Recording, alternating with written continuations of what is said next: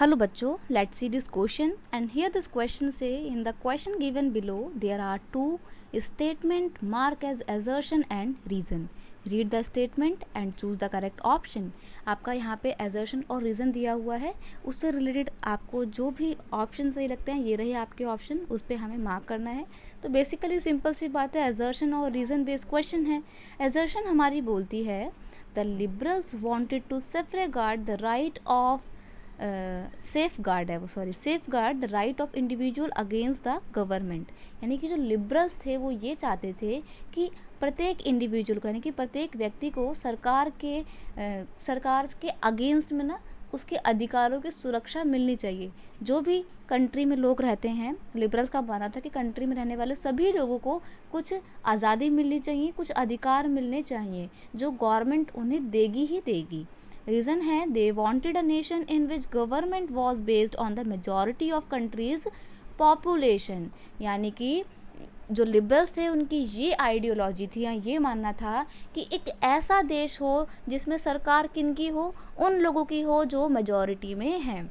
तो यहाँ पर देखिए हम लिबरल्स की बात कर रहे हैं, लिबरल आइडियोलॉजी की बात कर रहे हैं. क्वेश्चन का की कॉन्सेप्ट हो जाएगा लिबरल आइडियोलॉजी. अब यहाँ पर एक चीज़ गलत है.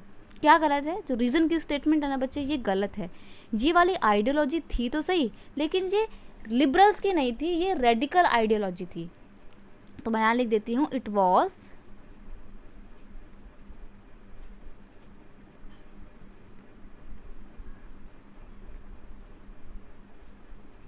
ये बच्चे लिबरल्स की आइडियोलॉजी नहीं थी, रेडिकल आइडियोलॉजी थी कि मेजॉरिटी में जो लोग हैं उसी की सरकार बने. और दूसरी तरफ जो लिबरल्स थे ये वो लोग थे जो चाहते थे कि सोसाइटी में चेंजेस आएँ और लोगों की सरकार बने, यानी कि उन लोगों की गवर्नमेंट बने जिनको जनता चाहती है. रिप्रेजेंटेटिव गवर्नमेंट की बात करते थे.